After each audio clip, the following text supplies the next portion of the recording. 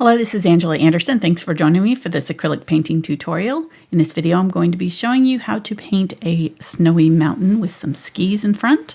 I'm going to try to keep it fairly simple for beginners, and we're going to show you step by step how to do it from start to finish. Got my husband Mark with me. Hey there, everybody. He's been in chat today, so if you've got questions, you can ask them there and we'll try to answer them. Let's get started.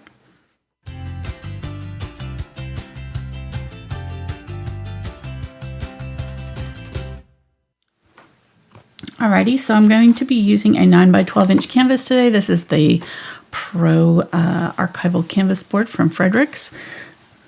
Use this one. I chose this one instead of the linen because it's a little bit more textured, and we're going to be using the palette knife today, so this will help to kind of grab that paint for us. Our brushes are going to be a number 3 Aspen, just a large flat brush to cover this sky area mainly, and then a number 12 Bright Aspen. I'm going to use the Aspen because they're more textured, and like I said, I'm going to kind of use the texture to our advantage with this snowy scene here. It'll just help push the paint around, and then it'll also help for the skis on top of that textured paint to be able to kind of push the paint around also. So we've got a number 12 Bright and a number 4 Bright, and then a number 2 flat. You can see the difference between the flat and the bright. They're just, the flat is longer. They're both the square brushes. And I've got a number 2 round, a number 2 aught round, and a 2 liner. So those will be kind of for more of our details. And then I've got a 4 short filbert to fill in some of the areas possibly on the mountain. I'm not sure if we're going to need it or not. I just kind of I haven't painted this ahead of time, so I'm just grab the brushes that I think we might need and hope for the best. So this is a 1/4 inch and 3/8 inch blender. We'll probably be using this mostly for the snow details. And actually, I'm going to go ahead and grab a 3/8 inch Deerfoot stippler for the snow down here at the bottom. This will kind of cover more ground quickly. And then I've also got, just in case the other brushes are not working well, or if I have some smaller details that I have to do, I grabbed the 1/4 inch and 3/8 inch angle shader from the VelvetTouch line. These are all Princeton brushes. Princeton is our brush sponsor. They're awesome. These are their 3 lines that we're using today: the Aspen, Select, and VelvetTouch. They're all Princeton brand. And then Fredrix is our canvas sponsor. So thank you to both Fredrix and Princeton for providing our materials. They don't pay us. We just use their stuff, and it's awesome. So thank you. And then also we're going to want some palette knives possibly to do the mountains. We can do it with the brush too. Either way, I'll show you kind of both ways, but I think I'm going to do them with the palette knife. So I've just got varying sizes here, small, medium, large, in that kind of tapered shape, and then a kind of flat angular that's got a really good sharp point there. So I'm not sure if I'll use all of those, but we'll have them just in case. All right, let's go over our colors. I've got carbon black, burnt umber, cadmium yellow medium, phthalo green yellow shade, phthalo blue green shade, ultramarine blue, dioxazine purple, and cadmium red medium. Then I've got a bunch of titanium white, and then just a little bit of golden glazing liquid just in case we need it when we thin out our paints. All right, I think that's it. Let's get going here. I'm not going to really draw out the mountains. Mainly what I'm going to do is just paint this whole thing blue, give it to Mark to dry, and then we'll come back and add some details on top. Whoops, dropping my brush already. All right, I'm going to dip my brush into water, just get it a little bit wet, and then wring off most of that water. I don't want it dripping wet, just want a little bit of water here. And then I'm going to take a spray bottle and spray down my canvas just once, lightly. Don't need a ton of water on there, but it just helps activate those fibers and get it wet and ready for our paint. All right, I'm going to get some of the phthalo blue and ultramarine blue and mix those together, pretty much equal parts. I kind of move those. You can see how I like space those out a little bit more because I knew I was going to need to grab that paint. I didn't want it to touch any of the other brushes. You could have also like put it over here in a larger area since we're using such a huge brush here for this. I probably have way too much paint on my brush. That's probably good. Let's go ahead and use that on here.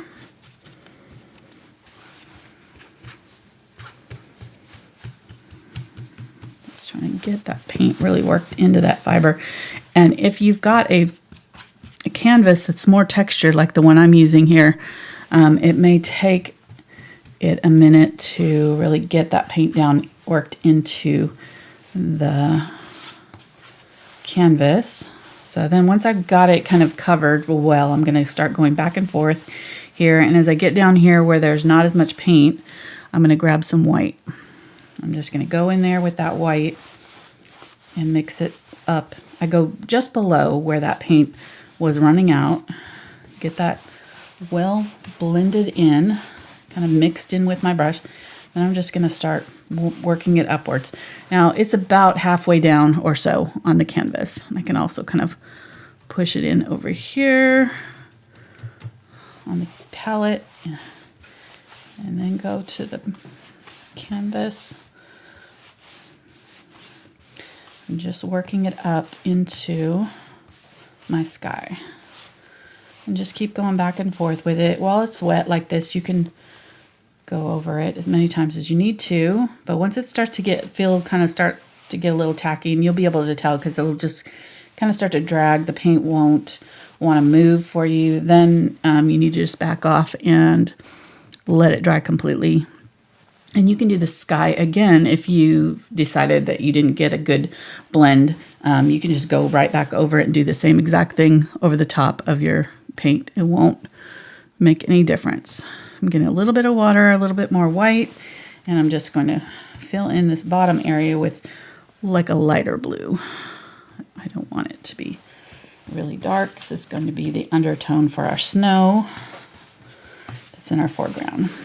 Okay, and I've got this kind of medium blue in the middle here, so I'm going to try to kind of blend that out a little bit, but it really won't matter because we're going to be covering this whole thing anyways with our mountains and stuff. So just mainly going to get a good, that looks good. Good coverage. Make sure I don't see any little white spots. And if you do end up with some white little dots in here, and that happens sometimes, especially if you've got a cheaper canvas, just let it dry completely, and then you can go back over it with a very thinned out coat of paint. And what the thinned paint will do is just get down into all those cracks, crevices. You don't need another full load of paint on there. Give that to Mark to dry. Just rinse it out a little bit. It doesn't have to be. Mark's gonna rinse out that brush for me too, so that's going to be important. You don't want your paints to set in your brush for too long. You definitely don't want to leave them in your water. Let's go ahead and mix up some colors for our mountain while he's doing that. So I'm going to grab my Ultramarine Blue, a little bit of that Phthalo blue. It's going to be mainly the same color as our sky, but I'm going to really add quite a bit of white to it. So pretty much 50-50 blue to white. And the blue is super saturated, so it'll actually be a fairly bright blue even with all of that white in there. It's not going to be like a baby blue color. So that'll be for some of our shadows. There's a lot of blue in this mountain. That'll be a good color.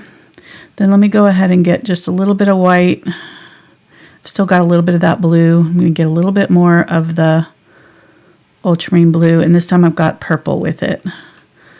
And let's go ahead and use those. A little bit more blue. So like 1 part purple, 2 parts blue. That's good. And just a little bit of that white and blue from our sky colors. And I'm going to go ahead and just scrape up what I've got here. Might as well use it. It's going to dry out because it's been thinned out so much. So before that dries out, I'm just going to go ahead and scrape that up and get a little bit of white over here and just mix up what I've got left in my brush here. Palette knife, sorry. I always say that. Habit. All right, let's get more of the ultramarine blue. I want it more blue than purple.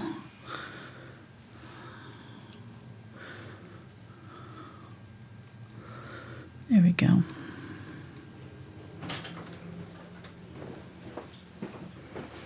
So we've got a blue that's got a little bit more of the phthalo blue-green shade in it here, then more of the purple, and then this one is more of the ultramarine.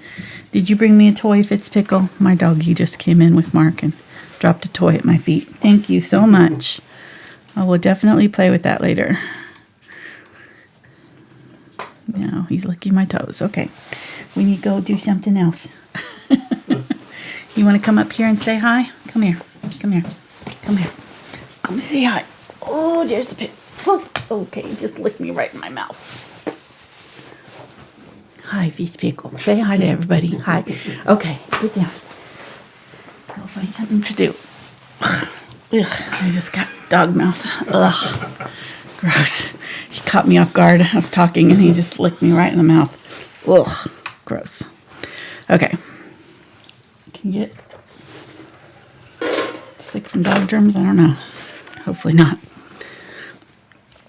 Who was it on Charlie Brown that always complained about the dog germs? Oh, yeah, Snoopy. Lucy, Snoopy would lick her all the time. Yeah, it's funny. I forgot all about that. Ew, dog germs. I do sound like her. Okay, so got the light version of Ultramarine Blue with white, and then here's the Ultramarine Blue with just a little bit of the white. All right, so we've got some nice colors to kind of play with our mountain.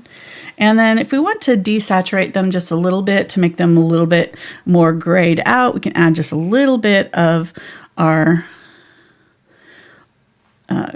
burnt umber, and that will make it a little bit more natural looking so that it's not so bright and kind of in your face bright.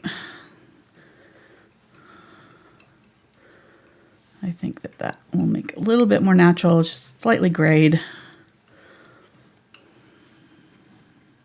I should have added it, before I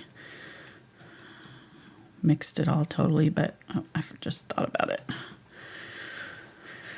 Alrighty, and then a little bit to this one too. And I mean, by little bit, I mean tiniest little bit, just a slightest little bit of that burnt umber. Okay, and then I'm going to do a burnt umber, and I really need to clean out this palette knife because it's got too much of the white on it. Burnt umber and ultramarine. I'm going to do those together over here and actually add a little bit of purple too. So this will be our dark shadow color that's on our mountains. It's the rocks and things that are showing. Okay, and I'm going to go ahead and mix it with this here so I have another version of it that's got a little bit of the white in it. A little bit more brown version. And I have probably way more paint than I'm going to need, but I'd rather have a little bit too much than not enough, and I don't want to have to mix these colors again as I'm working. All right, let's go ahead and kind of map out our mountains. So I'm going to use just regular school chalk here, and they're going to be right above, like the lower part is right at the halfway mark, and then they go just above it. So I'm going to kind of mark out here sort of our starting point, and it's going to go up to right about a little bit before the third. So right in here is kind of the first mountain peak, and then comes down and goes back up, back down, and then right about the third here is another mountain peak that's about the same height as that one there. This one's a little bit longer, goes all the way out here, and then we've got a snowbank that comes in across here and cuts off this whole area here, and we've got another smaller part of this mountain comes down and kind of breaks into two pieces, and then this will cut off this, and this mountain's got a peak that comes down this way, and then the shadows kind of come out this way. All right, I'm going to bring it up just a little bit more right there. I'm actually going to bring it down just a little bit right here, and then there's there, and then our skis are going to go all the way up here. So I'm just kind of trying to visualize where they are and see, make sure that I don't have my mountains in a weird place that are going to, because I want this one to be really distinct. So my skis shouldn't cover it at all. Okay. Let me get some of my water on my large number 12, and I'm going to get some of that white. And let's pick up this light blue here. And I'm going to spray all these down with water, and that'll kind of help give me a little bit more time to work with them before they completely dry on me.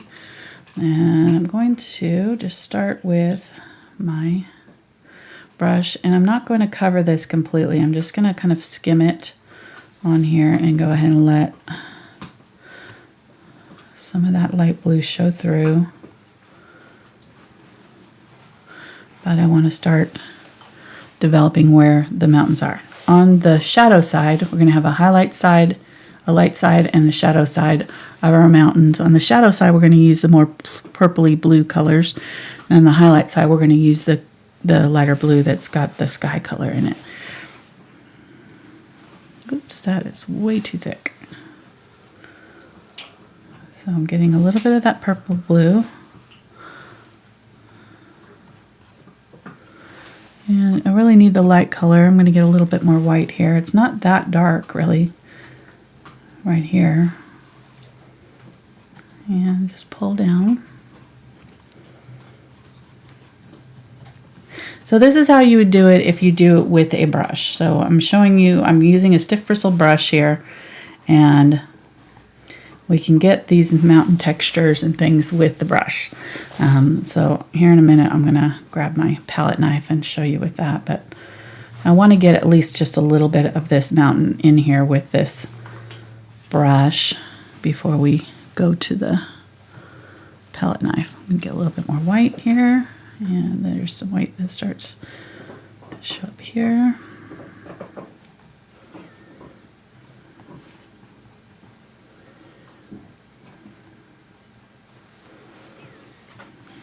Well, it's white there, and then it's dark on this side. Okay, so like that. Most of this is going to be covered up by our skis.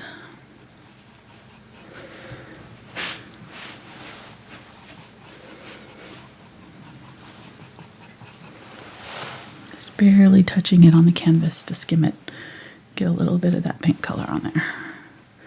Okay, again, this is our light side of our mountain, so we're going to use the whitish, brighter blue.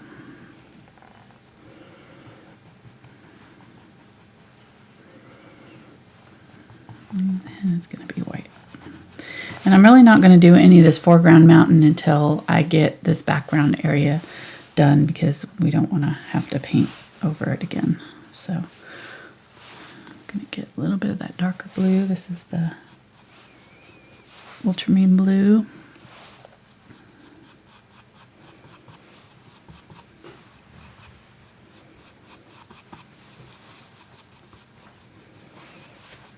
And our shadow area here. So the brush that you're using there, is it a stiff bristle brush? Yes.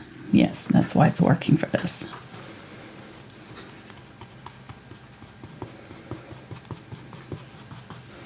And I'm really just kind of dabbing it and barely touching it to the canvas to get it to come off in these kind of small, short, little sections here. Okay. Going to use it over here. Mainly what I'm doing here with this brush is just kind of drawing in our major shapes and our major color shift areas, and then we'll use the palette knife to define it a little bit more. So, and this is all the darker color down in here. Okay, so let's go ahead and grab the palette knife now. We'll go ahead and clean this brush out just a little bit, and then I'll set it off the side and make sure that it's nice and full of water so that it doesn't dry out. But I'm setting it flat on the side here, paper towel.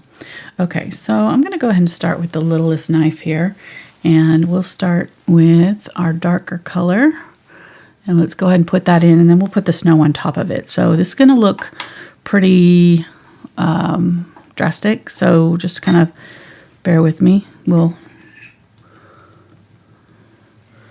I'm going to load it by just kind of tapping it through the paint there.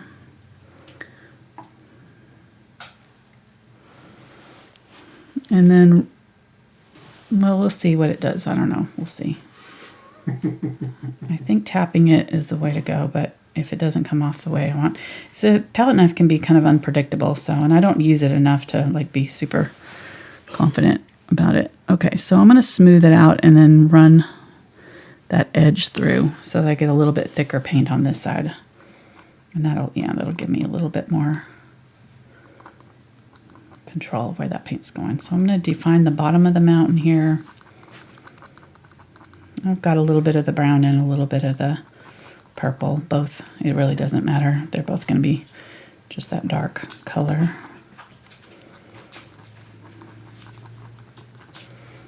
And most of this is going to be covered, but a little bit is going to show through. So go ahead and, look at your photograph, kind of see where the rocks are showing. I'll do this, but I don't want to get it on too thick, so I'm kind of going back over it once I get it on there and sort of lifting off a little bit of that extra. I don't want it to be super thick because we're going to have so many other layers on top of this. If I put it on too thick, what's going to happen is it'll just blend with the colors that we put over the top of it. So just be aware of that. And you could also put this on with the brush if you wanted to, just like we did the other colors. Okay. And I'm just going to use what's left of my brush. I don't have, or palette knife. I don't have a lot here. And just kind of scrub it off the side here. This will give us kind of a lighter touch. Is just going to barely fill in. Let's go ahead and get a little bit of the lighter blue color. Mix that in. Or this, it's the kind of ultramarine blue with just a little bit of white. Let's go ahead and use that over here.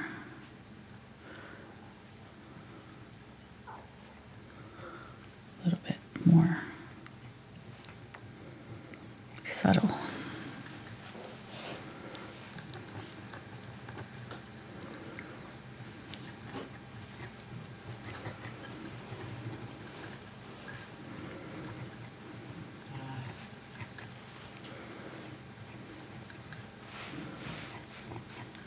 Did you say hi to everybody while I was out? I did not.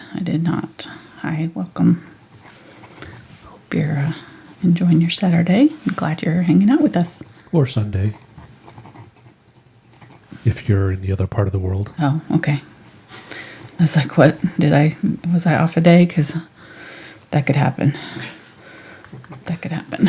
If it was Sunday, we'd be doing our bonus show. That's true. We'll be doing that tomorrow. We'll be painting a train. I did want to mention that if you are new to our channel and like our video, we hope you'll subscribe and come back and join us for more of our videos. We do these twice a week on YouTube for free. And then we have other videos that are paid that are on Patreon, which is what Mark was mentioning with there with our bonus video that we'll be doing tomorrow. So, but we got over 400 free videos on YouTube, so lots and lots to choose from. All different styles and difficulty levels. All right, I'm going to go ahead and grab some of this white now, and most of this, that color is off my brush now, and I'm just going to, let's get a little bit more. So I'm going to smooth it out, kind of like frosting a cake, and then just scrape through it. And that gives me a bead of color on one side that's a little bit thicker. And I'm just going to kind of set it down and scrape through. We have a question. Okay. Person would like to know if what you have more of. Do you have more paint colors or nail polish colors?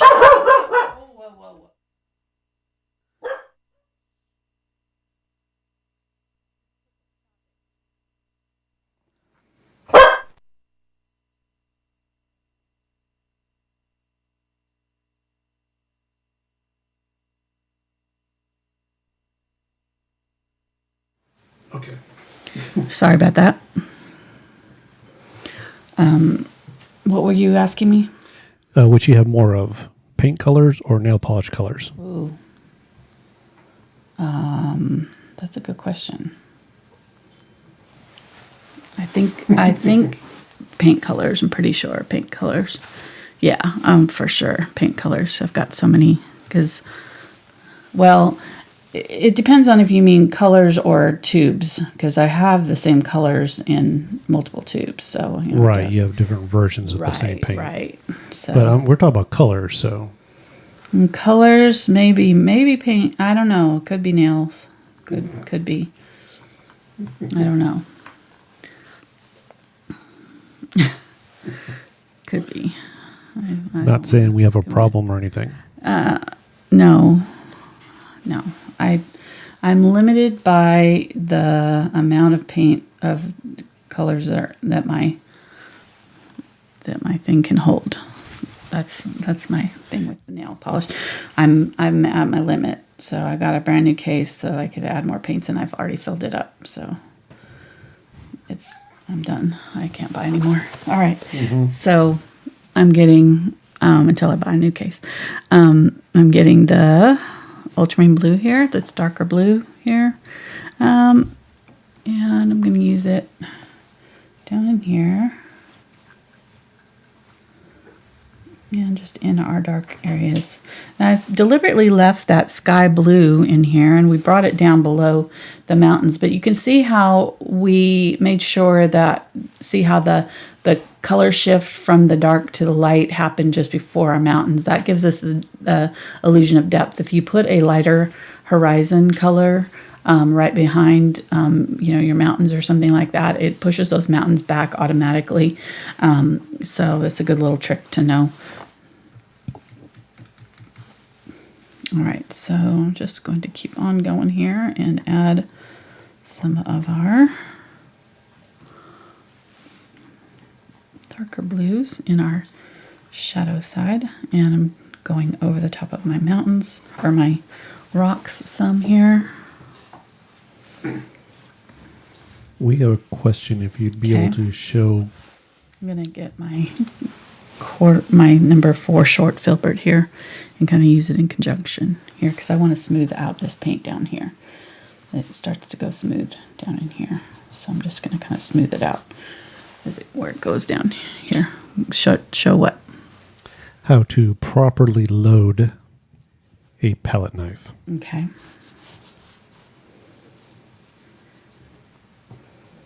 It kind of depends a little bit on what you're going to be doing. So if you're, keep on going here, I'm just trying to get this blended out. I'm going to get a little bit more of the just ultramarine blue. Use it. Maybe even a little bit of the phthalo blue and ultramarine blue together, because I don't have any of the darker sky blue color down here.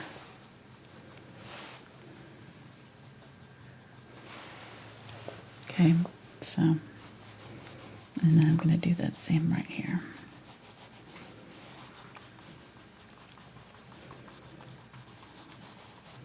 Add a little bit of that. Maybe a little bit of glaze, just to thin it out a little bit, make it easier to spread on there.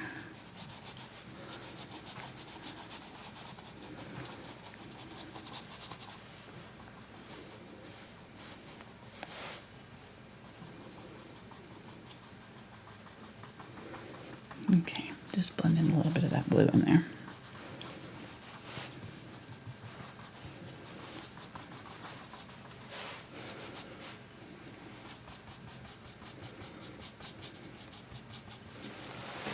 Okay.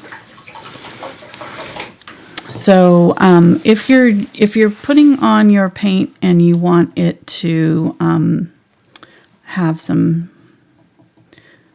texture or some peaks, you can just tap it into your paint and it'll create this kind of bubbly effect on the bottom. I don't know if you can see that with that darker color, but it's kind of a bubbly effect.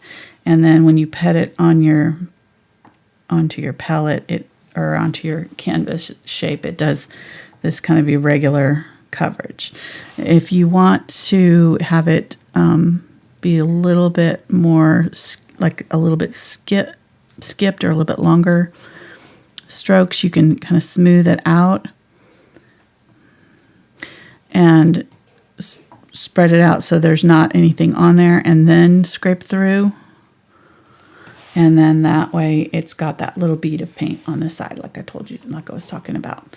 And then that way when you go on, you can kind of do lines with it. You can kind of angle it a little bit, and it'll skip slightly. Now, of course, this is a glass surface, so it's not going to skip much because it doesn't have anything to grab onto it, but it's going to spread it out onto your canvas a little bit more than this did. So that's why I kind of started with this, but the texture wasn't quite right. So then I switched to this method, and what it'll do is just grab onto any parts of the canvas that are sticking up and give you a little bit of that kind of skipped broken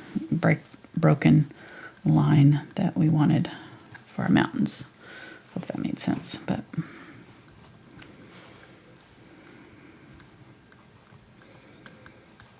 okay, just using what's left on my brush there, or I keep saying brush. Palette knife. Palette knife. Yes, thank you. I'll do the dove over for you. Okay, thank you. Thanks. Okay, go ahead and grab some of that. I kind of scooped it on both sides, both ways, so I can kind of go back and forth with it. But I'm going to go ahead and set it there. I switched to the longer version so I can kind of get into some of these tighter spaces and really kind of go a little bit longer with some of them. It's still got a pretty good thinned out area.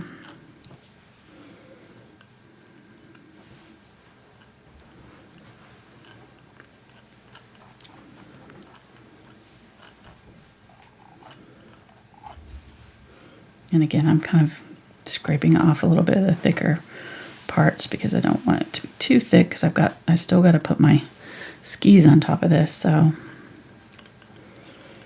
I don't want it to be so thick that the skis can't go on top.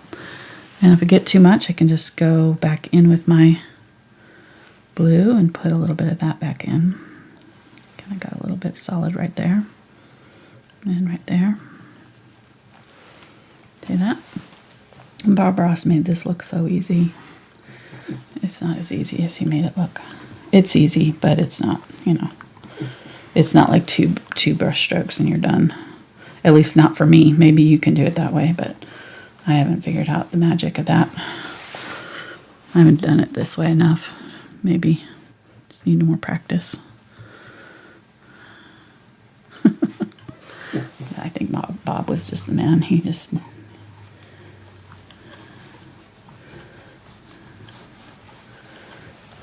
was the man, huh? He was magic with the palette knife.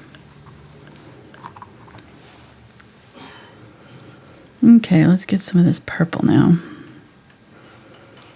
Use a little bit of that in some of these areas down here.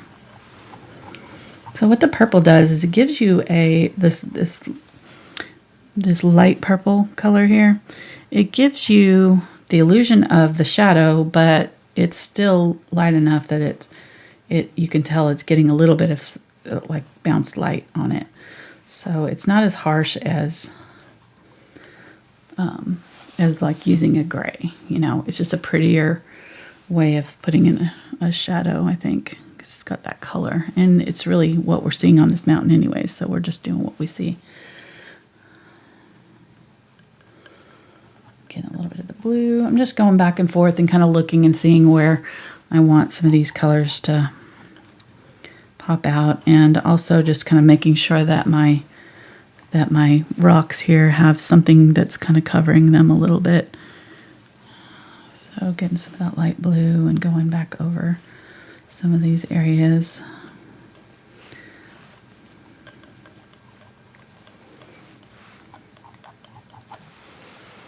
Okay, I'm pretty happy with that. I'm not gonna do a huge amount to these mountains. They're pretty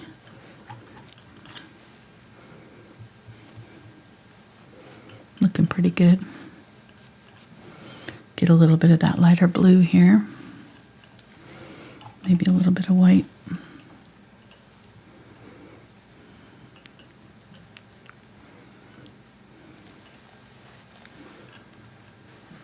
Put some of that on this. Even on the shadow side, you're going to have a little bit of the colors showing up.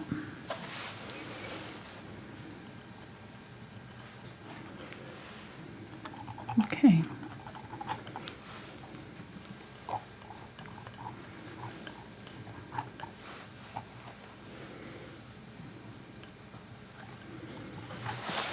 And then I'm going to use this brush here, the Filbert, to just kind of go back in and fill in any gaps that I'm seeing, like along this ridge line here. I want to really define that mountain, so I've got some areas that are kind of skipped from color to color. Just going through with kind of a light blue and just sort of outlining that mountain. It doesn't have to be the same color all the way down. You can switch to the darker colors over in our shadow area here. So you don't want it to look like it's outlined, but I'm just mainly just trying to give it a little bit of definition there.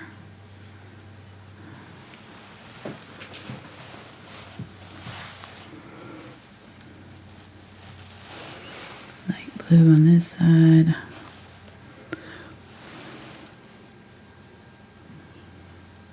Color is definitely lighter than the light part of the sky here, so make sure that you've got it, light enough right here. Even though this is the shadow side of our mountain, it's still catching enough light to be fairly bright.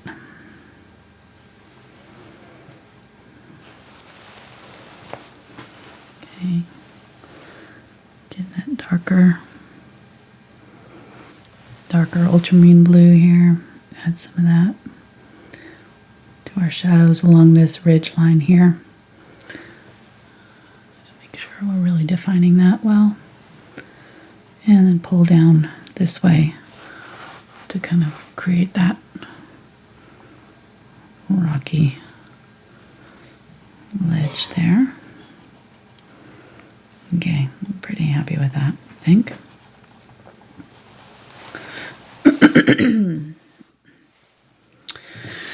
Get a little bit of that darker brown, and I'm just going to add a little bit down low here. Kind of covered all of the rocks down low. Up, put those back in, and wipe that brush off. And then let's go ahead and be sure you wipe that paint off your brush or your palette knife so it doesn't dry on there. And then I'm going to grab this larger brush again and go back in with my white. And it's got some of that light blue in it, so it'll have a little bit of the lighter blue. And I'm going to go ahead and define this mountain in front, or this snowy slope right here in front.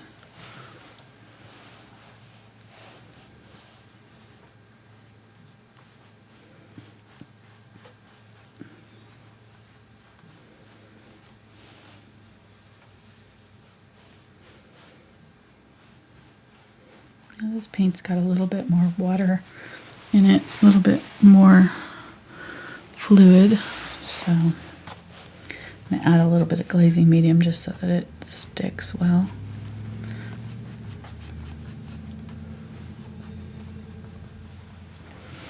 And this area here has got some of the darker, so I'm just going to get a little bit of that color and tap it on there. Kind of texture this area here.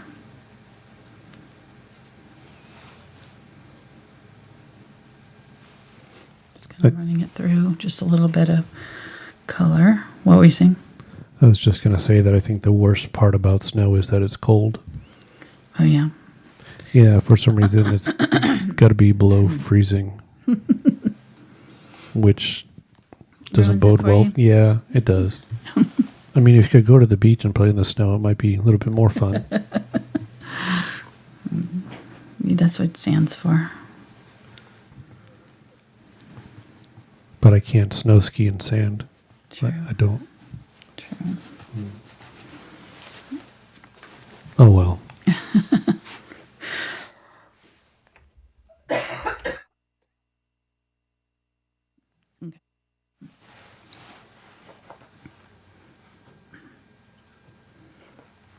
Okay, just kind of adding little wisps of this lighter color in here, this kind of grayish color, just mixed through. And then going back in with my brighter white, and let's just go ahead and kind of cover this whole area with brighter white. And I'm going in a diagonal, you can see, so it's leaving these kind of spots of broken color. That blue's staying down in some of those spots.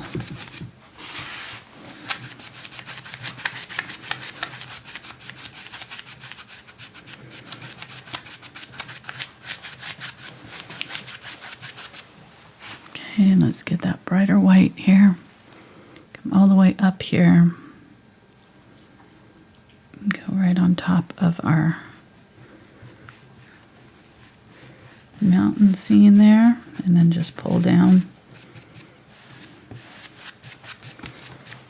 and fill in. Okay, so that's pretty much all we're going to do for the most part with our background. I might get a little bit of the blue and re-emphasize some of these areas with maybe even a little bit more shadow.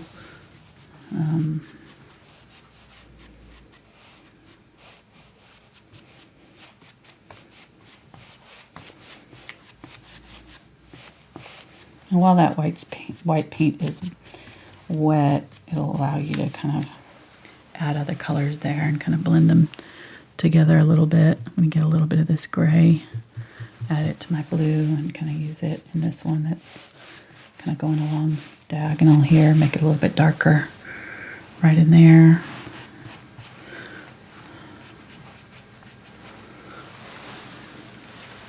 Okay, I think that's pretty good. Yeah, and as we said, people could stop here if they don't want to put the skis in. Right, yeah, you could. You totally could. You got a nice little... Paint in a tank. Mm-hmm. Use a winter camouflage theme, though, of course. I'm going to put my shadow of my skis in. Completely Just ignored. Ignoring you. Completely. I mean, you Didn't did not. even act like I heard you. Situation normal. No, it would be normal if you weren't listening to me. True. So it's you listening to me but not acknowledging. This is exactly. And me not listening to you. That's normal. Yeah. Okay. Hashtag chew married life. Oh, I'm sure that we're the only ones. Oh, I'm sure. Yeah. We're not the only. Yeah. Yeah.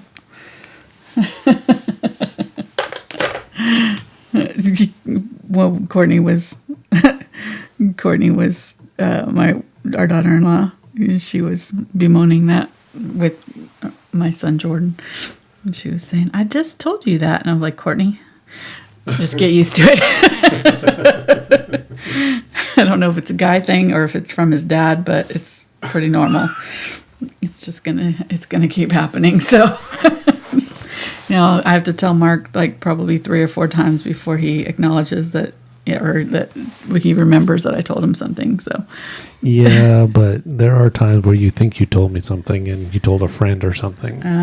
That happens very rarely. Well, okay.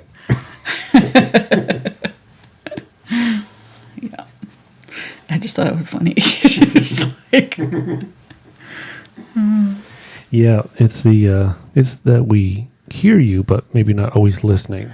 or just don't file it away in the important remember category. Important to remember. She's going to ask me about this later. I probably should remember this. And even sometimes when I really, really try to remember, I still don't. That's okay. It's all right.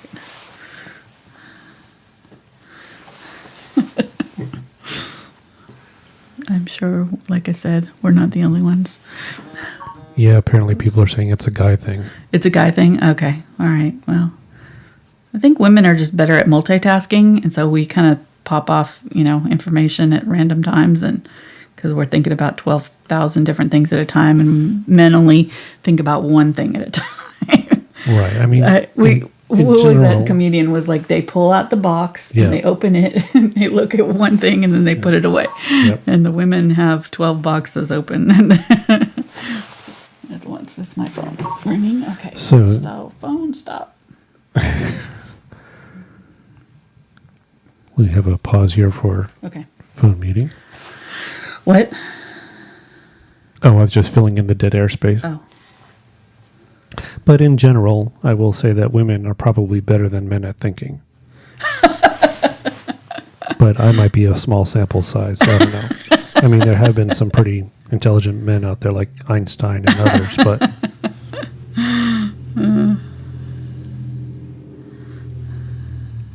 not so much this one. Blue here. Darker blue. Just adding it. Just kind of giving this area a little bit more detail here. I'm noticing that the mountains are a little bit more resolved than I've got them here. So just really fussing at this point. Okay, let's go ahead and stop because we're going to just keep fussing with these mountains forever unless we get to the skis. We do have a question about the pellet knife. Somebody wants to know, what is the Princeton Catalyst mini blade and what size should they order if they were going to? They are these are the different mini blade sizes. 1, 2, of course it was the last one I picked. I'll put them in order. So there we go. 1, 2, 3, 4, 5, 6, right there. Of the different things. I found this one one of the most helpful ones because it's got this little pointy tip, but also flat edge. So you could definitely do these mountains with that if you had this one. But they're all pretty good. You can see I've used this one kind of like a spatula and like really spreads out a lot of paint. This one's good for like rounded things. I haven't used it much because I haven't used it for paint for flowers, but if I was doing flowers, I would be using this one. And they kind of all have their own little helpful uses. These two are good for like if you're doing square details. They're a little bit thinner than this one. This one's a little bit thicker on the tip part of it here, so these get a little bit finer tip. So I don't know. They're all really useful. I almost used them for this, but I wasn't sure because this canvas is fairly small. If I was using a larger canvas, I would have gone to those catalyst blades because they. Now you did a tutorial with those, didn't you? I've done several. Yeah, the first time you did, you sold them out. The Rocky Beach is the most recent one that I can think of because I used that. That turquoise, it was like from above. It looks like rocks, and it's got ocean, but it's all in palette knife. So that one was last year that we did that. And that's all that blue that's on that one palette knife blade. Okay, so I'm talking to and letting this kind of dry. This is fairly dry now.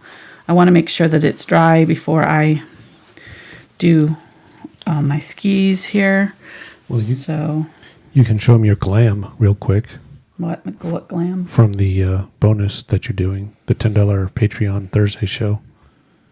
It's either a goat or a lamb, so I just call it a glam. Okay. Yes. So it's in the very, very early stages, so don't judge. Don't judge. It's not done. It's done. This is no. Oh, okay. So this is our first coat on our lamb in our hand. We're going to finish this half of the canvas this week next, and then we'll be doing the blanket. This blanket is covered with really colorful stripes and things, so that'll be a lot of fun. But we're mostly done with her shirt, and there's our little goat lamb. We're not really sure what it is. Yeah, the internet is very helpful for telling you how to tell the difference between a goat and a lamb, goat baby, a kid, I guess, and a lamb. And it was like, you can tell by the tail. And I'm like, well, that doesn't help me at all. She's holy. I can't see the tail. So if you actually don't have the goat in your possession, how do you tell? But, oh well. But I do like how you looked at your fingernails when I said glam. No, it was like, are you talking about glam? Yeah. It's about as glam as I get these days. Glam, sweatpants, and nail polish. All right.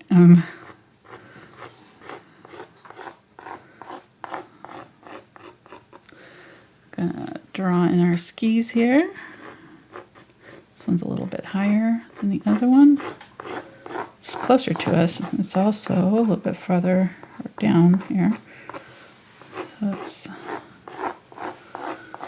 and I'm not going to worry about the exact drawing here. I'm just kind of trying to get general approximation of the sizes so I can space these out correctly. Because I just want to make sure that I'm leaving room. You don't want to get halfway through one ski and then not have room for the other one. Right. And if you want to be real fancy, you could cross this one over and do like an X here, but I'm not going to, but that might be fun too. Okay, again, this one's a little bit shorter, and they're a little bit wider at the tip. They're not exactly like totally parallel all the way down. These ones are a little bit wider at the very top. And this chalk is not going to be an exact drawing. So you could do this on paper if you wanted to, and then transfer it on with graphite paper. And then I've got my two poles here. Let's do one here and one here. They're kind of right there, and then one right here. Well, no, let's not go in that angle. One here and one kind of here. Okay. Alrighty. There's our little drawing, and I'm gonna get a brush that is as close to the width that I want of the skis as possible. That way I don't have to go over it multiple times. And I'm gonna go ahead and use white and a little bit of my black, and go ahead and make a gray. I'm gonna put my ski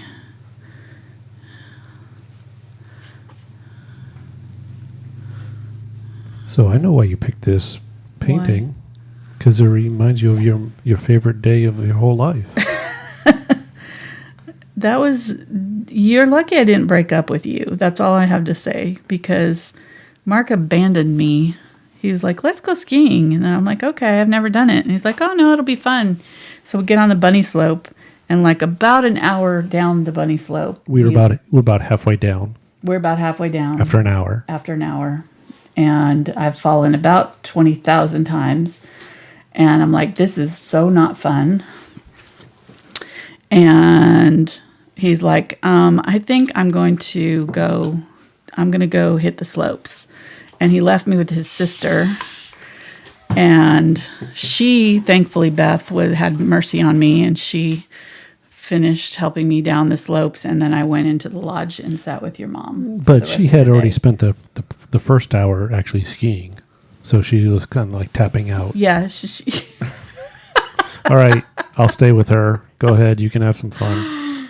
It was not fun. And then, like I said, spent the rest of the day with your mom in the lodge. So, and yeah, and you came back, you were like, that was so great. And I'm like, I'm never going skiing with you ever again. You were so talkative on the way home, too. I was 16. Was I completely quiet the whole way home? I'm sure. I don't remember.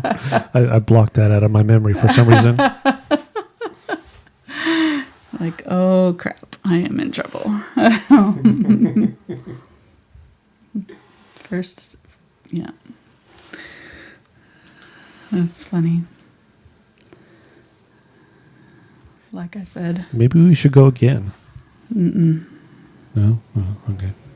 That was when I was 16 and Actually, my bones could recover from abuse. I would come away hurting now. And probably in a cast. The same way. I mean, when you hurt yourself just sleeping, that's a sign you shouldn't be skiing anymore. If you wake up sore. Yep. All right. I decided to go ahead and do kind of a white here for this, since it's mainly white, and then it's got some. That's good enough, I think.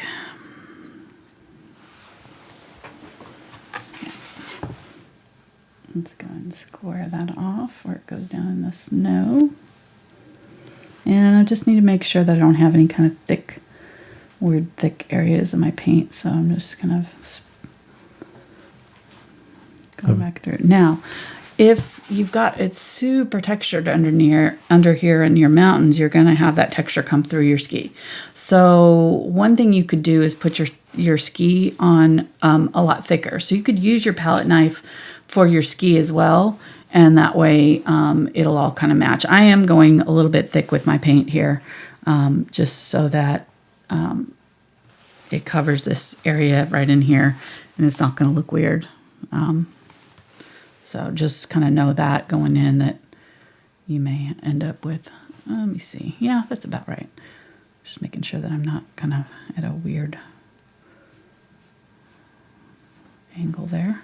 What were you starting to say? I was going to say, so if we see pictures of you in the mountains in snow, send help because you've been kidnapped? I don't mind the mountains. I just wouldn't be in. If you see pictures of me in on skis, then yeah, you would send help.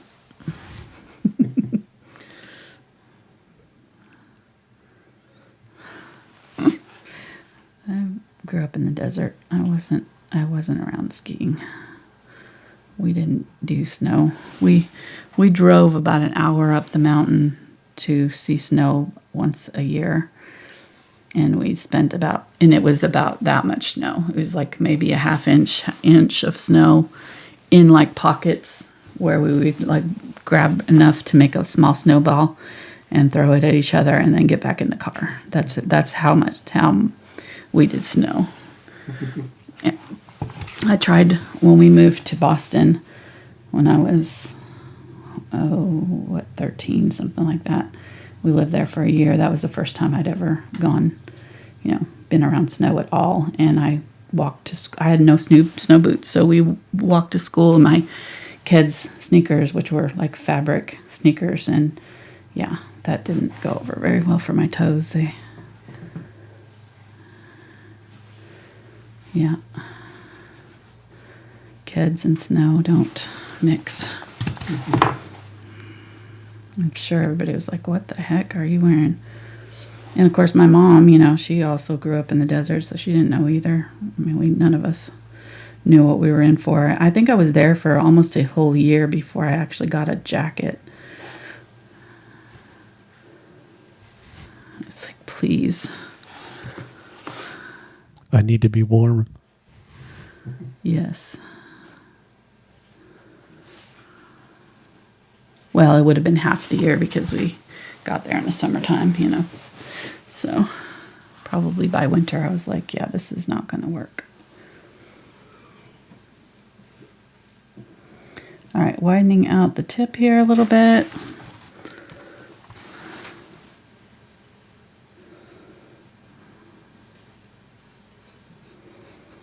Yeah. So this past Tuesday, you started your beginner series? Tuesday, yeah. Yes, I did. It was a great show. It was. I think it was fun. I hope that it's going to be one of those. I'm going to go real slow with the Tuesday shows. So it's going to be, for those who have already painted, there's probably going to be a lot of stuff that I cover that you already know, but maybe you'll still learn something. But or it'd be a good like refresher, But for first-time painters, I'm hoping that it'll be a really good resource that you can go back to and give you some confidence when you're first starting to paint. So that's the main goal. But we just, we had a poll.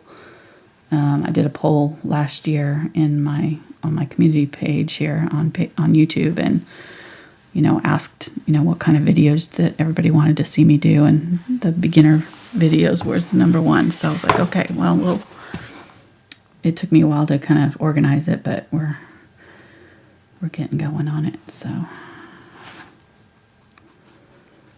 hopefully it'll be good. And we're just going to do it until we run out of things to talk about. So it'll be every Tuesday until we get done. We'll see how long it takes. All right, I'm going to clean that off, and I'm going to do this one with black. And we're going to put snow over the top of these, so, let's go ahead and add a little bit of blue to the black too, just to give it a little bit of color. A little bit of ultramarine blue here.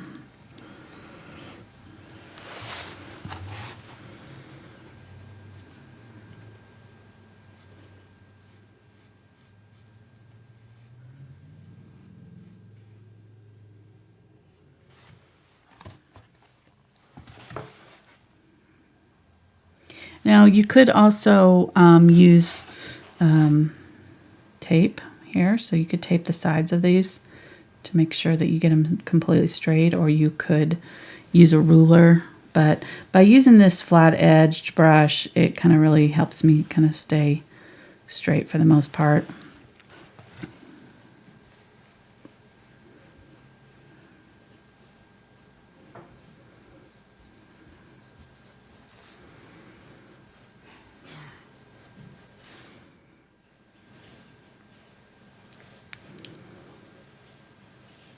The paint is breaking up on me.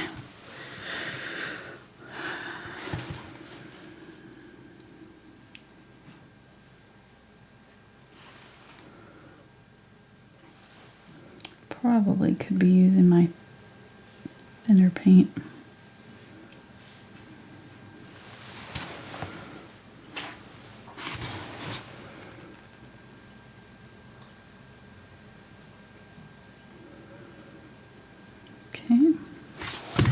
When I use the flat edge of the brush, it just helps me get a better line. It kind of keeps you straight.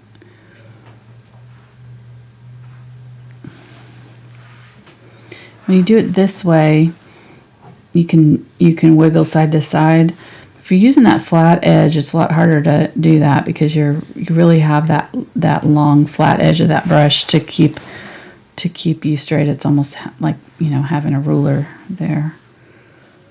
So a little bit easier to keep yourself even. All right, let's do this side. How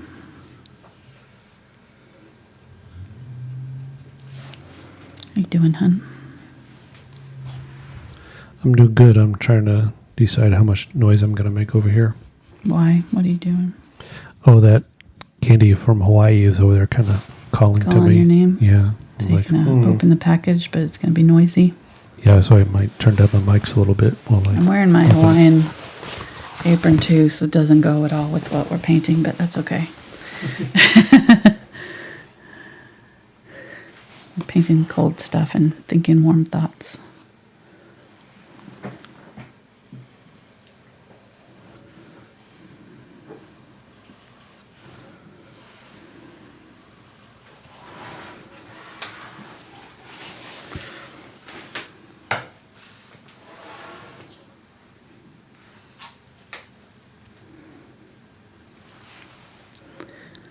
Come on.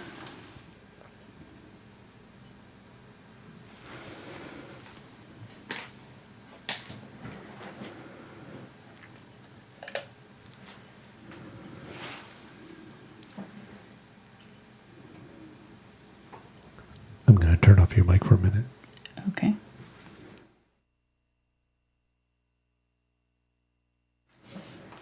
Okay, you're back. Okay. That wasn't too loud. I decided to use scissors. Good choice. It's kind of interesting. You read the ingredients for tangy apple rings. Mm-hmm. I don't see apple listed. Candy has its own rules. Okay.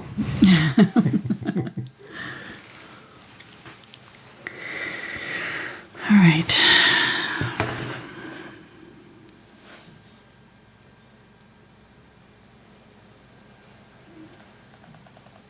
Thicken that up just a little bit, just widening it out a little bit.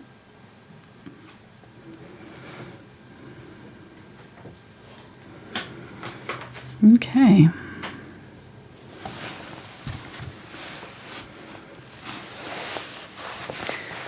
Got our skis on there.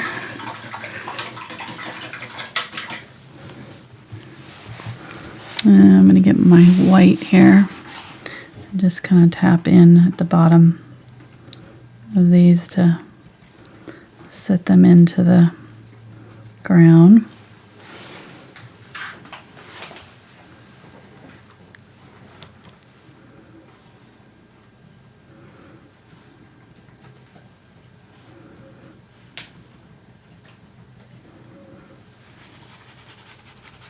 Use my finger to kind of spread it out a bit. Okay.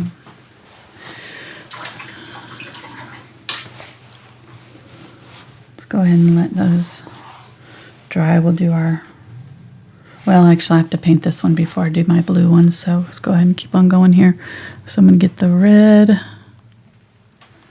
And I'm going to use this same brush, but I'm just going to use it along its edge here. And paint my red stripe up the sides.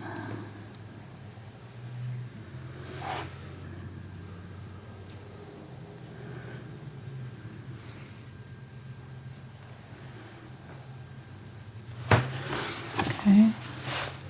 And then I'm going to use my smaller brush with that red to fill in the tip here because it's curved and I can't do the curve with my flat edge brush.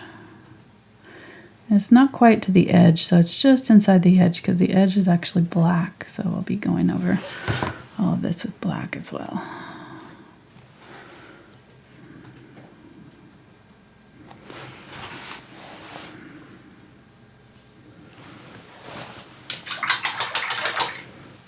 All right, let's do black.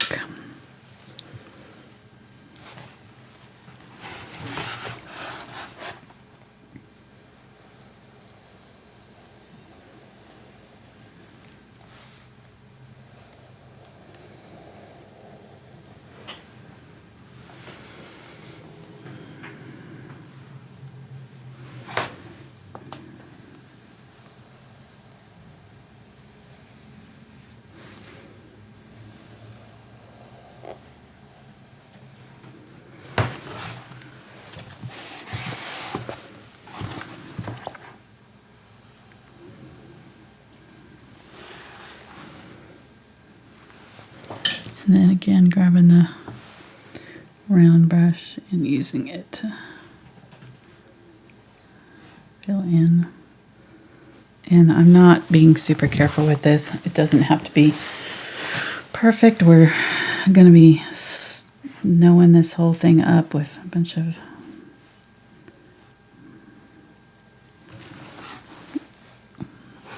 snow, so most of this is going to be covered anyways.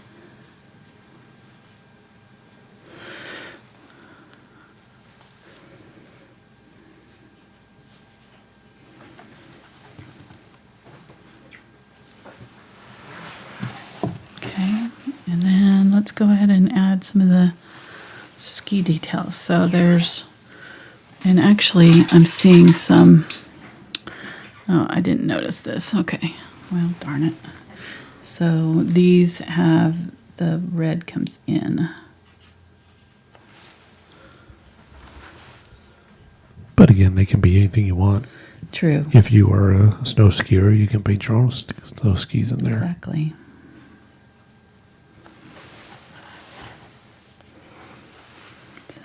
Do whatever design you want.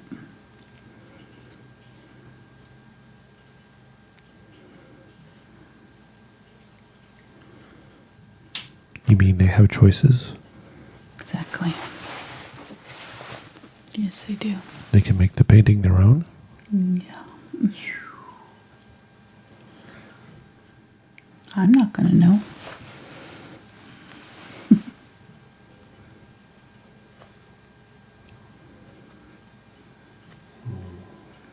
What about the art police? Well, if you post it, they may have an opinion.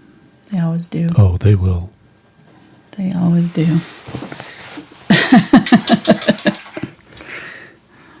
My dealings with the art police have been many over the years.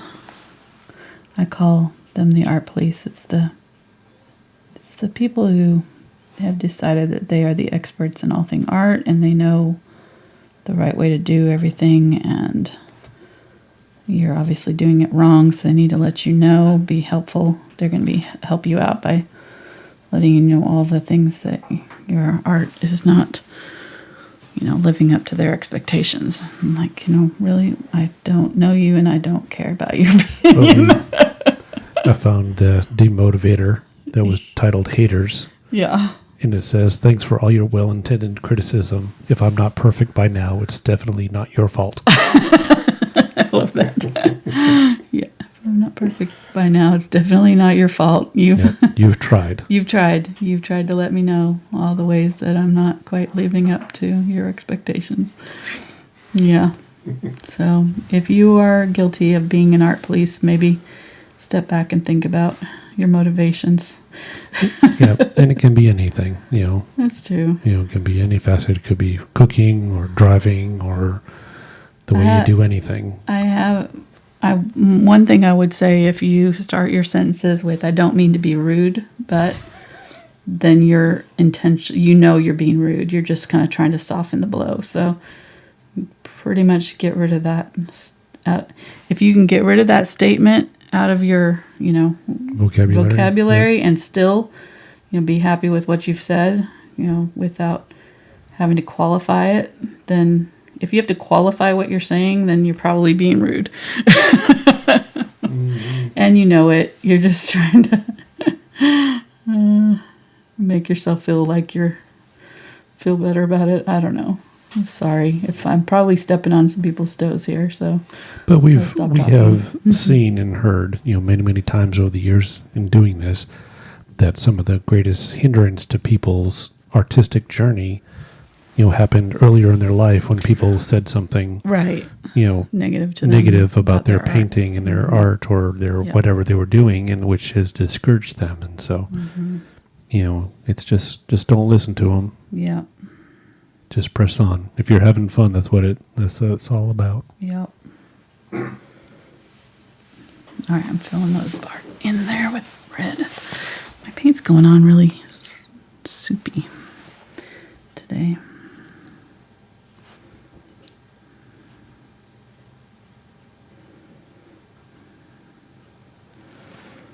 Okay.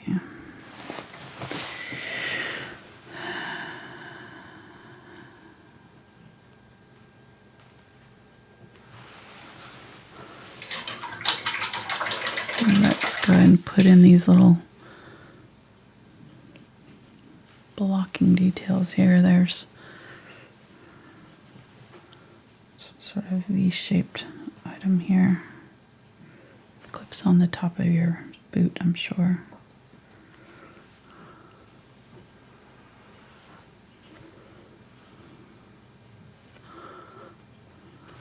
And then let's get some of this gray.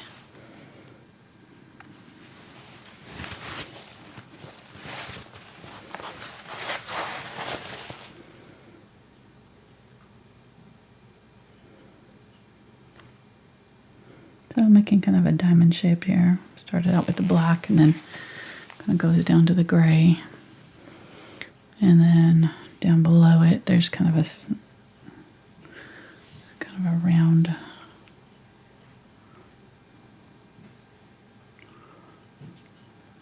black thing. I'm not sure. The technical ski term. Right. Round black thing. Mm-hmm. I'm just going to kind of use this paint and dab on a approximation of it. I'm not going to try to make it look perfect.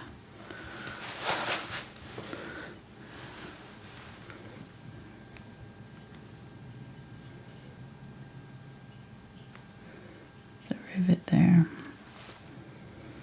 Okay, and then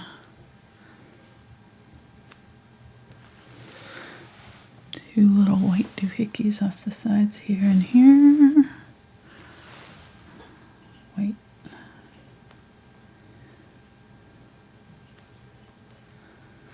Go ahead and give that a little.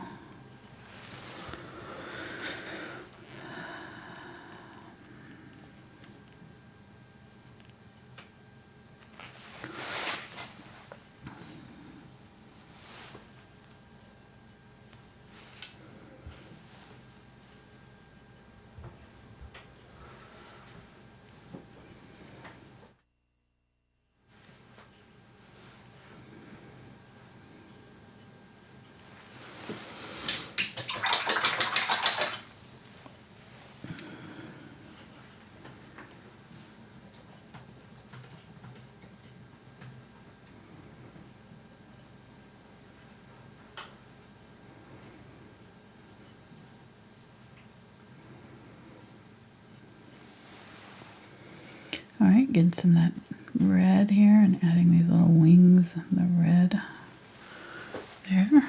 Okay, and then I'm going to skip down here and I'm going to leave a little space here.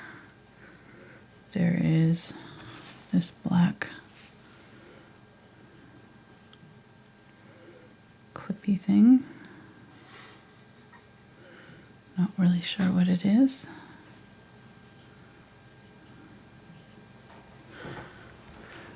I want to say this, the bindings, Probably, yeah. but I don't. I It think sounds so. familiar, but I don't know enough either. So we'll just go with clippy things. Clippy things.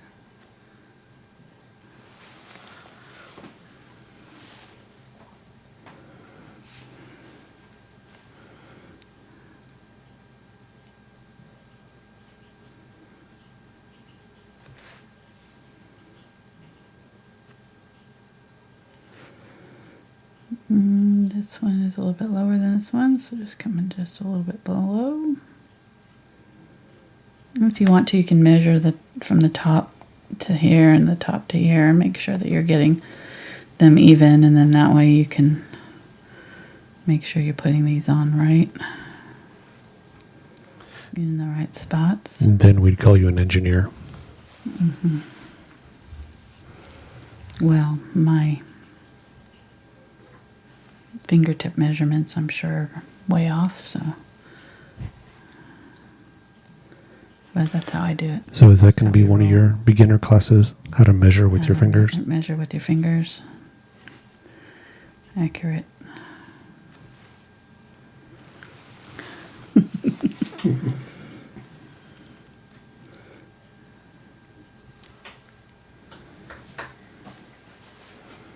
And then there's some stuff down here. So I'm surprised that in this winter scene you're not using your new paint color, super bright in your face white.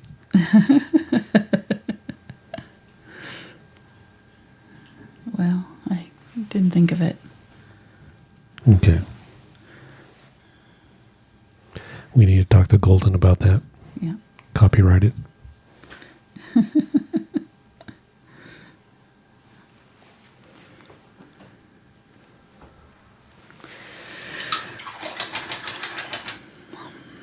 Yeah, with my red. These are red here.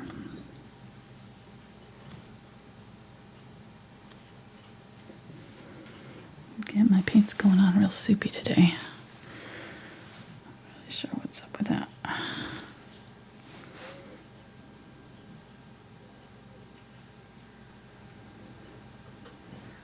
As long as it's good soup.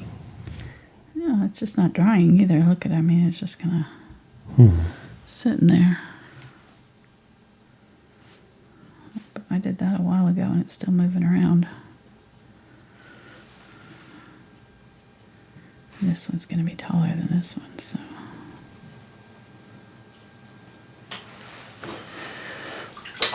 I don't know. And it's actually, black comes in.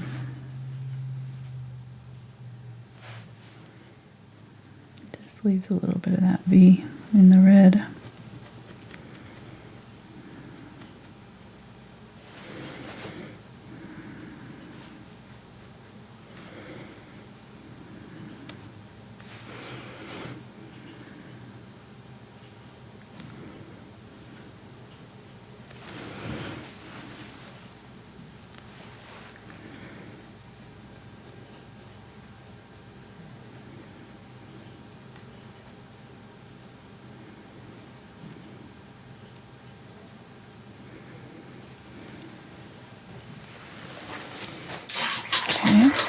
There we go.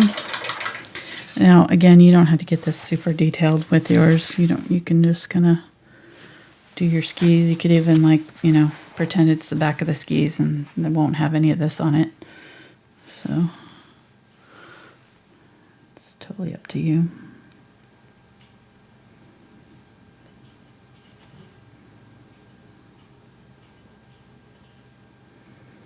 I'm just making these kind of match here so that they look like they go together. Sort of. Trying to, at least. Okay, there we go. And now our black ones have these silver thingamabobs, kind of right about the same spot as those. Right in here, they have these kind of silver detailed things. Not really sure what they are, but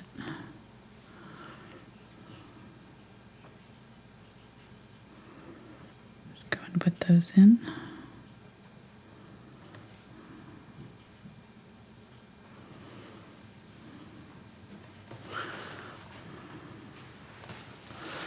And then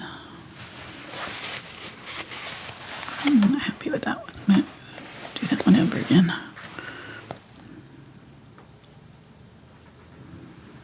Make it more angular. Somebody has commented that you got a brush hanging out in the water there. Oh, thank you. I probably should go wet that other brush again. Where is it? I left it out of the sink. I rinsed it out, but Oh.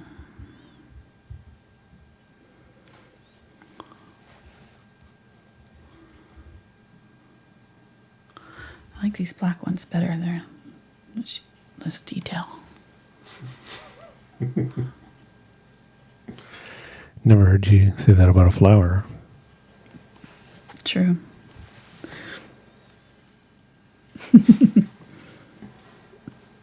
True fact.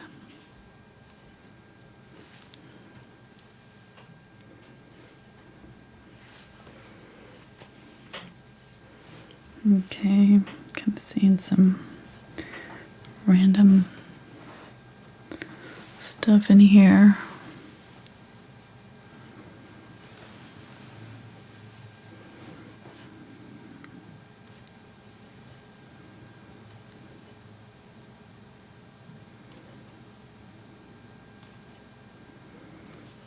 Okay.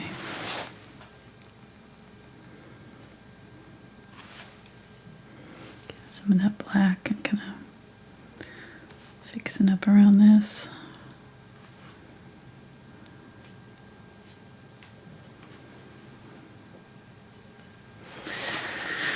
All right, and then we get a little bit of yellow and red. Still had a little bit of black in there, but that's fine.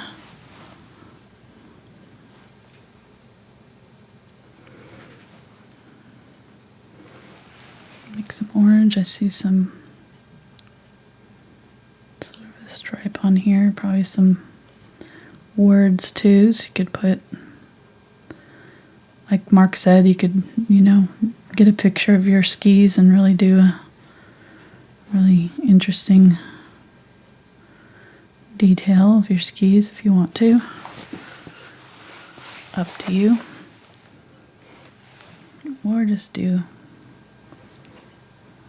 random ones like I've got here. Alright, that's good.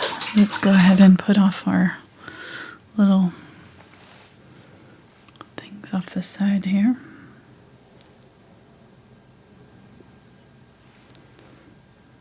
I'm just pressing down so it's thicker and then just doing a line. Pressing down and doing a line. There's these little clips there sticking off the sides.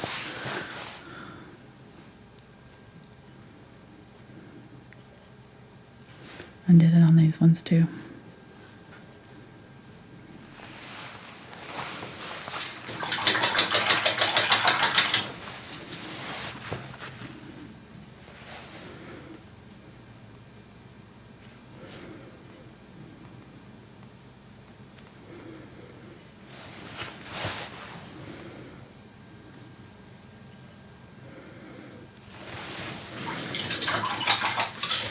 Okay.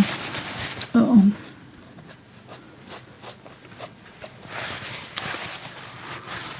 Got a little bit of my black in my sky there. I'm gonna have to fix my sky. It could just be the aliens coming in. Oh, I just touched my wet paint right there too. Well, I'm glad we plan to do this to show everybody what not to do. Yeah, don't do that.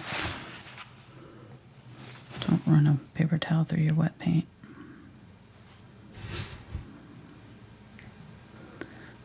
Check.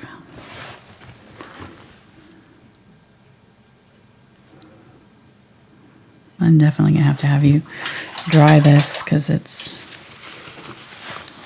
this paint's not drying very well for me.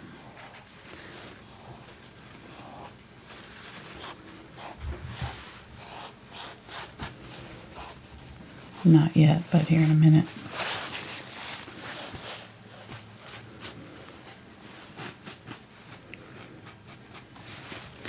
All right, let's see if we can match that color. Good luck. Here we go. I'm gonna make blue and ultramarine.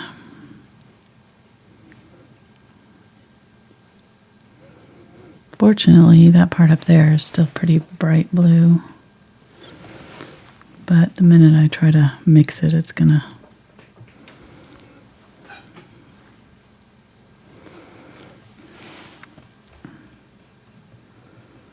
change color. So I can tell already, since that's darker or the same color, it's not gonna dry the same. So I'm gonna have to whiten it up a little bit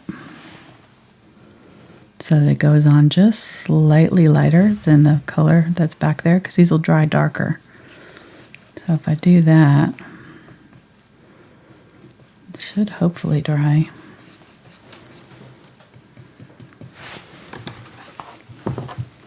Close to the same. And to kind of avoid it being obvious, I'm going to take some of that color and just dry brush it around that whole area. And that way, if it does kind of show,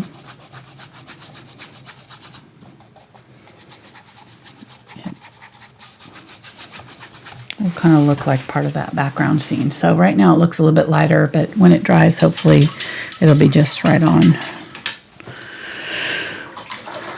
But yeah, be careful about that. Probably not something you want to do. I'm going to get some yellow here. I'm going to use this long brush now.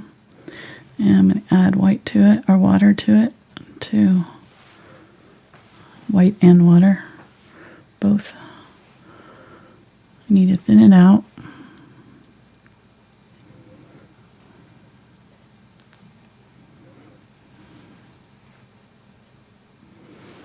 And the white just makes it more opaque. Yellow is one of those colors that really is not opaque enough to cover other colors, so you will need to add white to it in order for it to show up.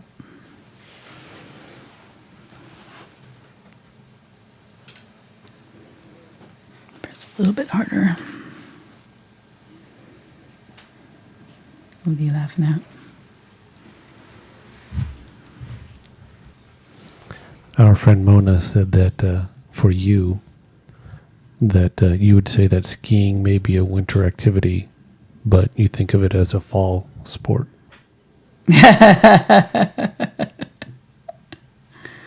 Yes. Yes. Agreed.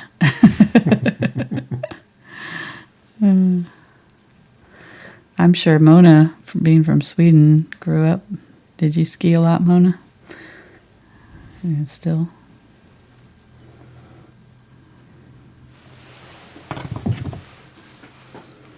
Oh, that's pretty. It turned out all right. Let's do the other one. She says yes. Yes, I knew it. Figured. Mona would have stayed with me on the bunny slopes. Ouch. Wow. 35 years later, it still stands. She's still mad about it. It's true. Women never forget, do they? No.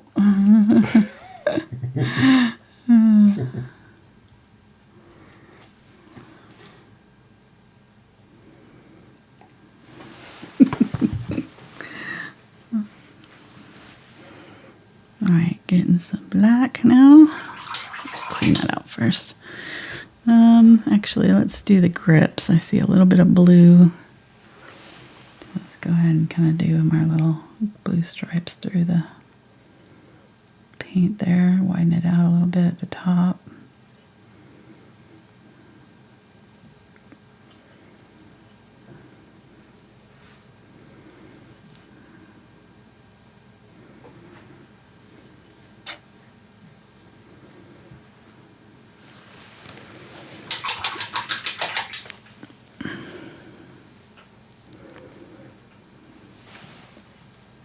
Get this light blue here.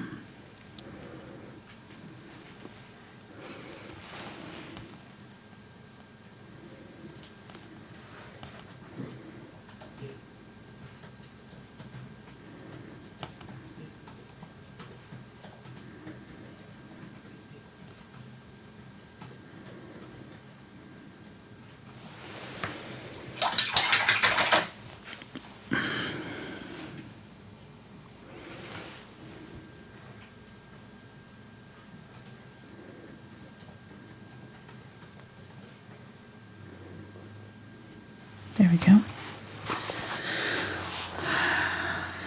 And if you want to get real fancy about it, you can go back through here and get a little bit of burnt umber and my yellow. And there's some shadows on here, so I can kind of put some shadows. A little bit more of the burnt umber.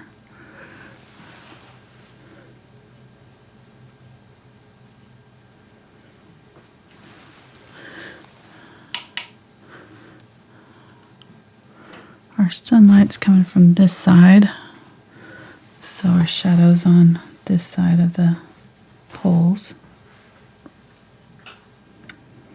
So go ahead and shadow that side a little bit.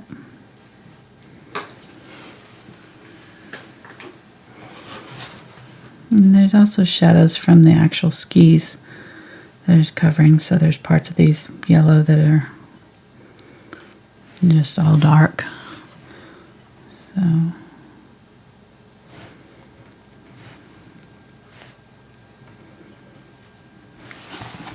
like that.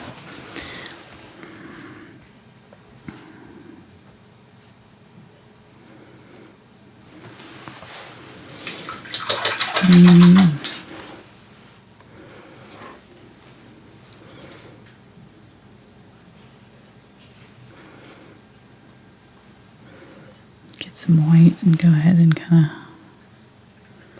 highlight this side. Some white. Doesn't have to be all the way down, but just a little bit. Okay, Let's do a blue. Now, do you have to give your skis the pencil mustache and soul patch look? What do you mean? On the skis on the right. That's what I'm seeing. What? These ones? Yep. Kind of looks like a face with a pencil mustache and a soul patch. Up to you. Okay.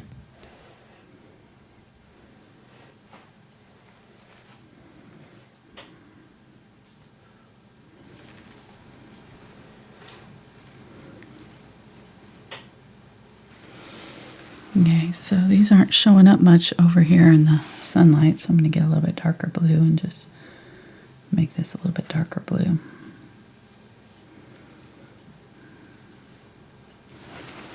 Okay. And this one is supposed to be covering over that one, but I'm not going to do that to us. I'm just going to do it next to it. I don't want to deal with that. Ain't no one got time for that. Why make it harder on ourselves? Exactly. We're doing this for fun. Exactly. Okay, how much time did we spend on this? I have spent 0 time on it. An hour and a half? That's not bad, actually. Yeah, it's been all you. It feels like longer than that.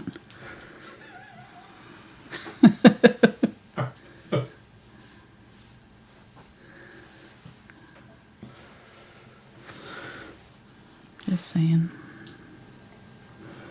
I don't mind the mountains so much. I don't really like when I have to draw paint straight lines. It's just a little bit more stressful. I don't know. It's just me. I much prefer flowers. Much more forgiving. I can do them faster, I guess. Mainly the main thing. Not that this is much harder. It's just gotta go slower. Right.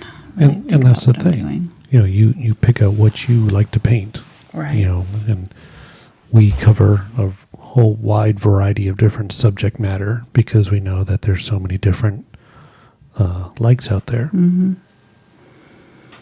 Yeah, and I know there's not, this is a very specific hobby-related painting, so there may, this may not be applied to or appeal to as wide of an audience, but I've had enough people asking me for it that for a while that I thought it'd be a good one to do. It kind of seemed interesting, so. But, no, it's not going to be for everybody. Okay, let's go ahead and get a little bit of the black here. Do our little strappy things with the black.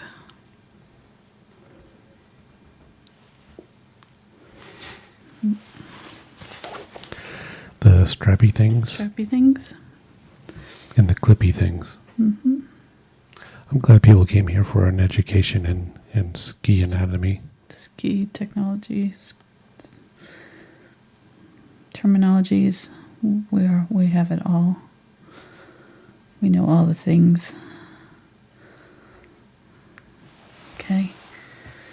And let's go ahead and add some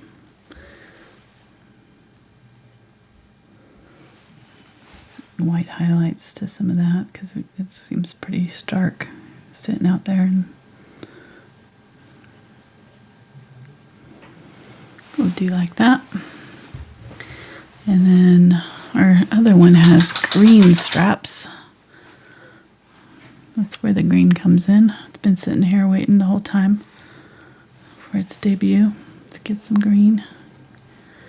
It's almost dried out.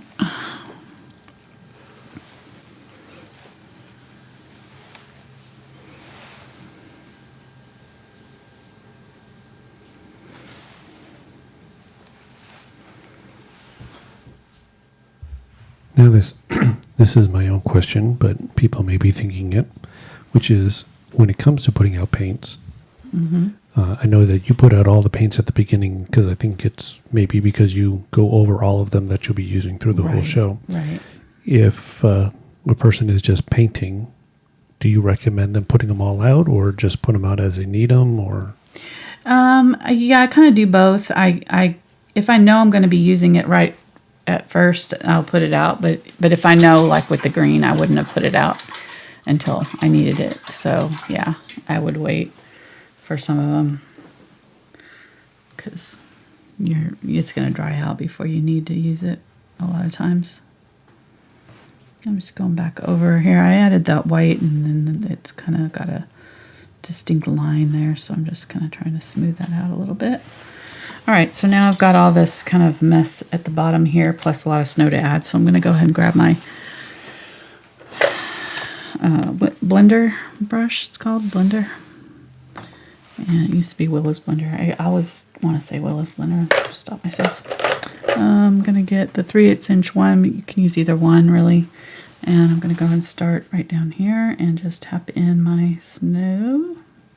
I've got my dark underneath there, and that I did that first so that I'd have something to play against. If you don't have dark, you could put some dark. You can tap in some dark, blue in there, and then do this. So we've got our snow, and then I'm going to go ahead and use this on my slopes and just kind of add some. Probably should have done this before I did my skis. Note to self. We can do it over here though. Just add another little bit of highlight to some of the mountain areas.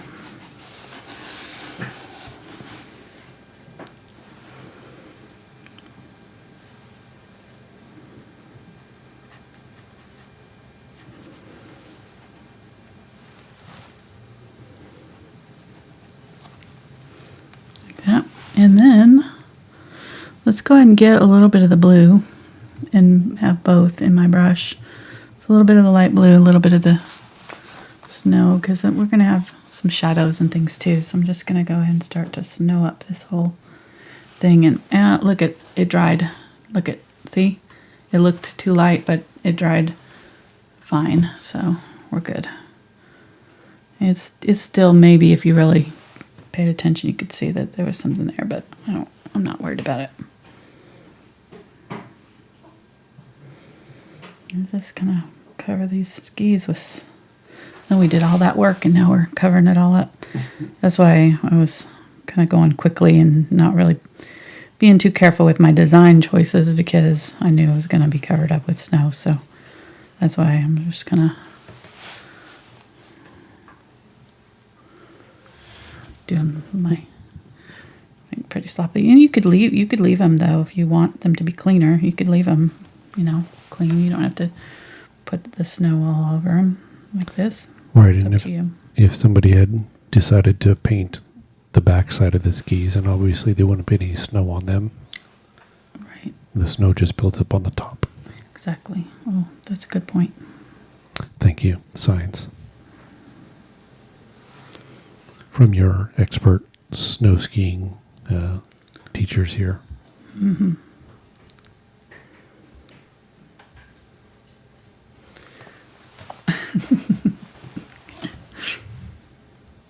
All right, this is all dry. Make sure it's dry before I start to do this, because otherwise it's going to cause issues.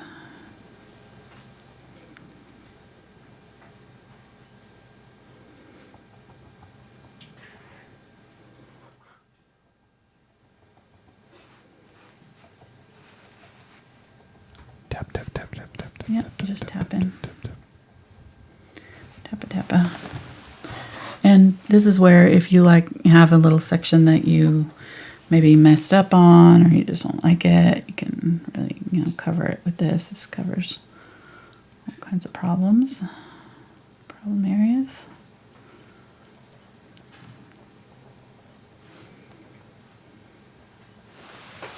There we go.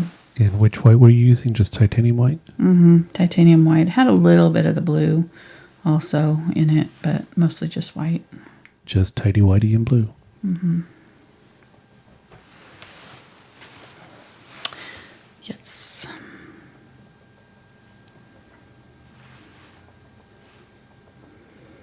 And then if we wanted to, we could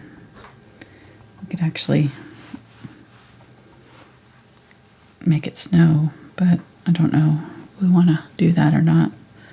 This is such a sunny day. I guess you couldn't really do that, could you? Got the blue sky and snowy, and it's snowing out. Well, I guess it could happen. It does happen, but it has to be extremely cold, where the moisture in the air will freeze and cause crystals. Okay, so maybe not. All right, there we go. I'm going to sign it, and we'll call it good for the day.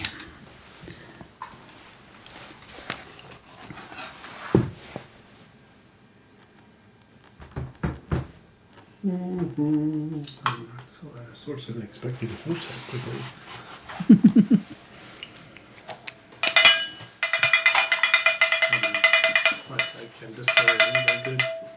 Super chat. Super chat up in the house.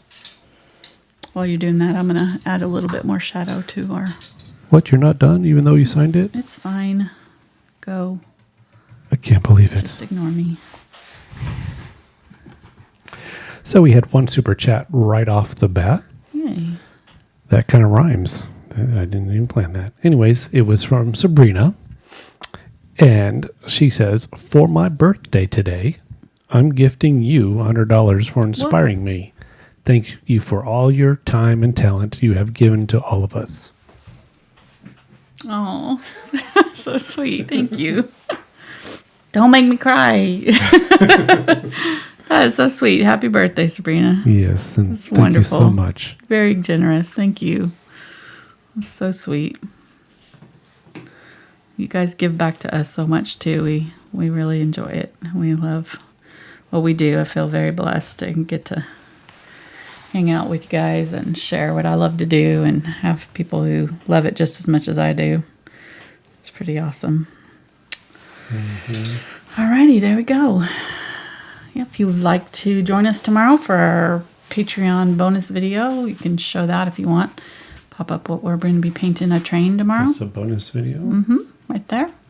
Painting that tomorrow. We do it all in one setting, but we kind of take a break after 3 hours and then come back to it. But it's all usually about 4 to 5 hours, sometimes 6 hours, but not usually that long. But we get it all done in one set, and it's usually a more complicated type painting like that. And so we'll be doing that, and we've got a whole library of our bonus videos and our challenge videos. We call the challenge videos the $10 level. And those are all we've just added on our website. Go ahead and show my website down there, thankfulart.com. We just added a new page that shows all of our bonus videos. So if you want to see what's available on Patreon, go there first. You can look at all the bonus videos that we've done. When you sign up for the $5 level, it includes every single one of the whole library of bonus videos. So you get all of them for $5. And the same thing with the $10 level. You get both the $10 and the $5 if you sign up for the $10 level. Plus you get your own Facebook group where this week, we're going to be picking our bonus video for next month. So they get to, and they get critiques and things in that Facebook group as well. So they get a little extra bonus perks for the $10 level. But anyhow, so all kinds of information there right at the end. But again, we have 400 free videos. So if you don't want to, join us for the bonus video, totally understand. We've got plenty to watch. But we do have traceables available, so I'll be doing the traceable for this. What I do is I take my finished painting, I trace it out, and I have that available on Patreon, patreon.com/AngelaFineArt, and that is the $2 level. So $2 gets you the traceables, $5 is the bonus videos, $10 is the Facebook, and then all the rest. So phew, that was a lot. Anyhow, so thank you so much, and thank you again, Sabrina. Happy birthday. Hope you have a blessed day. Hope you're sharing your birthday with friends and family. You get to do something fun. I had my 50th birthday last year, and it was pretty sad. So COVID has ruined birthdays. So hopefully not for you. You hopefully get to do something fun today. All right. I think I just realized that needed a little bit of snow too. Okay. Yeah, this was fun. Hope you enjoyed it too. And we will see you on Tuesday. We'll have another beginner video. And this week we're going to be talking about how to use traceables. So if you have a traceable and you don't know what to do with it, we're going to show you how to do that. We're going to be doing a really beautiful blended. Go ahead and show that. Well, no, actually, I don't think I have it up yet. We're going to be doing a beautiful sunset and with some birds. So it'll be very simple, but we're going to go over it step by step and really slowly and really explain everything really carefully. So first-time painters will have... Right. But they can go to your YouTube channel right after this and they can see because you've already posted the links. Yes, if you click on my name or my photo, you can see what's coming up in the beginner series. All right, guys, thanks. Have a great rest of your weekend. We'll see you next time. Bye.